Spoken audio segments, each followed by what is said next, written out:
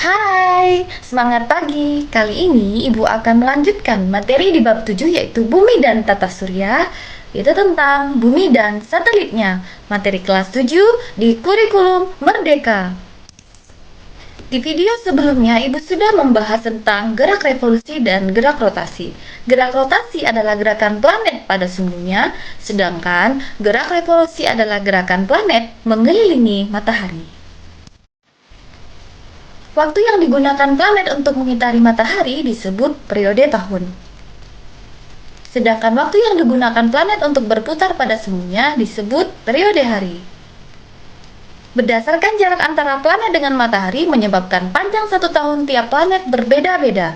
Demikian juga dengan panjang satu hari tiap planet, ini dipengaruhi salah satunya oleh ukuran planet itu sendiri. Siang dan malam. Bayangkan jika ada garis yang menghubungkan kutub utara dan selatan, itu disebut sumbu atau poros. Ketika bumi berputar mengitari poros ini, saat itulah pergantian siang dan malam terjadi.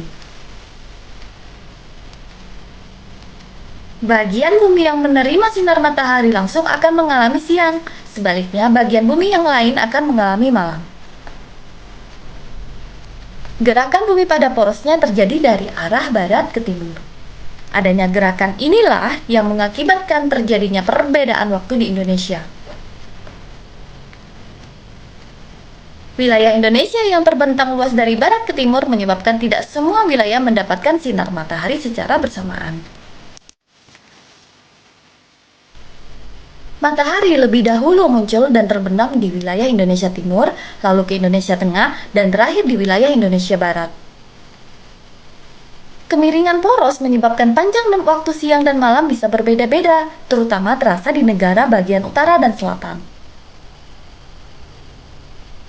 Ada kalanya mereka mengalami siang yang sangat panjang saat musim panas tiba dan malam yang sangat pendek. Di lain waktu saat musim dingin, siang lebih pendek dan malam lebih panjang. Di negara khatulistiwa seperti Indonesia, hal itu tidak terlalu kita rasakan. Panjang siang dan malam yang kita alami setiap harinya tidak ekstrim seperti itu. Perbedaan biasanya terjadi sekitar 1-3 menit saja. Pergantian tahun. Bumi mengelilingi matahari secara penuh selama 1 tahun. Garis edar yang ditempuh bumi dalam perjalanan disebut orbit.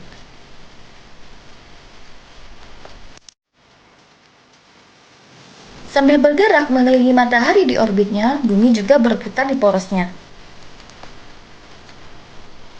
Bumi menyelesaikan putarannya dalam waktu 365,25 hari. Itu sebabnya, untuk memudahkan perhitungan hari, setiap 4 tahun sekali akan ditambahkan 1 hari pada kalender tahunan kita. Pada tahun dengan tambahan 1 hari ini, kita menyebutnya sebagai tahun kabisat. Pergantian musim. Selain pergantian tahun, gerak bumi mengelilingi matahari juga menyebabkan pergantian musim. Musim yang dialami suatu daerah sangat bergantung pada posisinya di bumi. Bumi dibagi oleh garis khatulistiwa, garis yang berada tepat di tengah-tengah. Garis khatulistiwa ini membagi bumi menjadi dua, yaitu belahan bumi utara dan belahan bumi selatan. Indonesia berada di daerah khatulistiwa. Daerah yang berada di daerah khatulistiwa hanya mengalami 2 musim, yaitu musim kemarau dan musim hujan.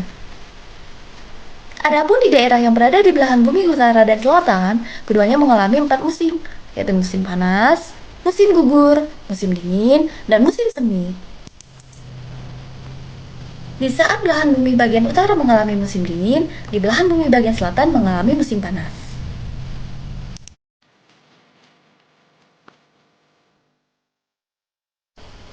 Bulan sebagai satelit bumi.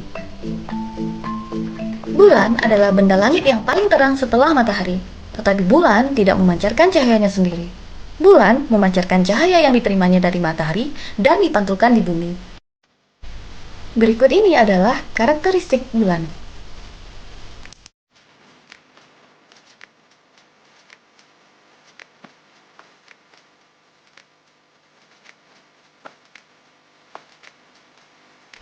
Dari bumi, bentuk bulan terlihat berubah-ubah. tergantung pada posisi bulan yang sedang berputar mengelilingi bumi. Perbedaan bentuk ini yang disebut sebagai fase bulan. Terdapat 8 fase bulan seperti gambar yang terlihat berikut ini.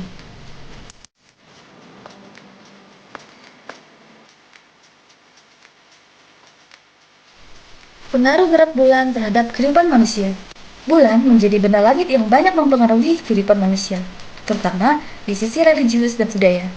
Selain itu, aktivitas gerak bulan juga digunakan dalam pelayaran dan laut bagi para nelayan, seperti contoh-contoh berikut ini. Satelit bumi selain bulan. Satelit adalah setiap benda langit yang berputar mengelilingi benda langit yang umumnya lebih besar, seperti bulan, Titan, dan Io adalah satelit alami yang mengitari planet. Selain satelit alami, ada juga yang digolongkan ke dalam satelit buatan, yang dibuat oleh manusia dan digunakan untuk berbagai keperluan manusia di bumi, termasuk melakukan penelitian di benda-benda langit lainnya.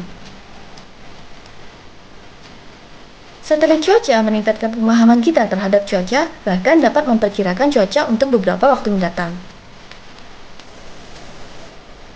Satelit pengamat mengelilingi bumi untuk mendapatkan gambaran mengenai keadaan bumi, seperti hutan, air, dan bagian permukaan bumi lainnya. Satelit telekomunikasi membuat percakapan antar manusia yang terpisah jarak menjadi mudah dan memungkinkan.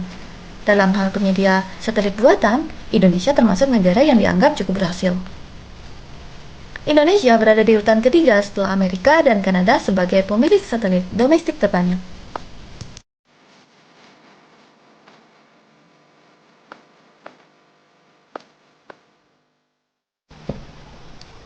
Cukup sekian dan terima kasih untuk materi bumi dan satelitnya.